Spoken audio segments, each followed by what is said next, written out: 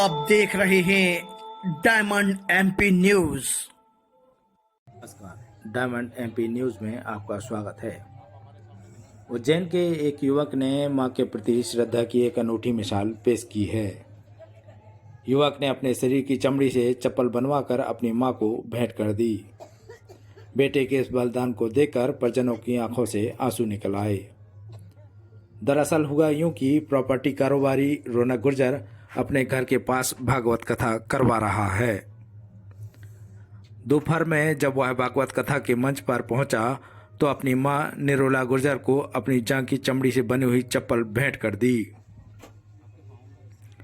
रौनक ने अपनी मां को अपनी चमड़ी से बनी हुई चप्पल बताई तो उसकी मां ने रौनक को गले लगा लिया।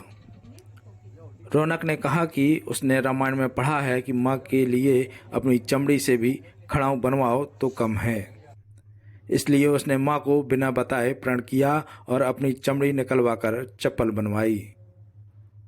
रौनक ने कहा कि मुझे अपनी चमड़ी के दर्द से ज़्यादा मां के लिए अपनी खाल की चप्पल बनवाने की खुशी है।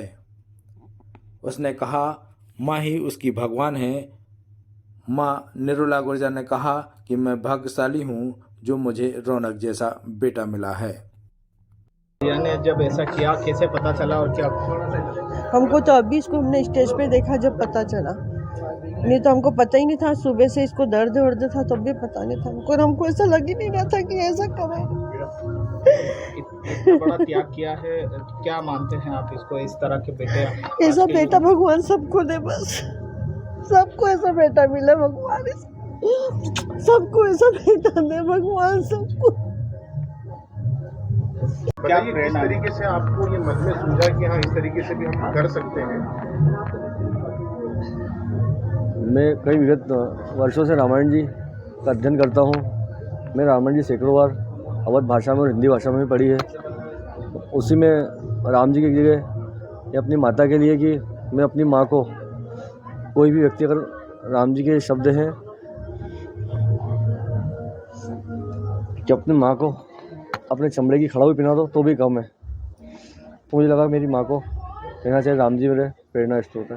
ये हर माँ अपने बेटे के लिए बहुत मायने रखाती है, लेकिन ऐसा कुछ विशेष कि जिस वजह से आपने ये स्टेप उठाया? भैया घर घर छोटी छोटी कहानियाँ होती है, कुछ हमारे घर की भी थी। हम इस चीज़ को मीडिया पे नहीं बताएंगे। और ठीक है, मेरी माँ थोड़ी दूर चली गई थी थोड़े दिन के लिए, तो मुझे कोई रास्ता नहीं सूझा और मैंने संसार के उस पार जाके राम जी के मार्गदर्शन में ये किया और मेरी माँ को घर लेके आया मैं।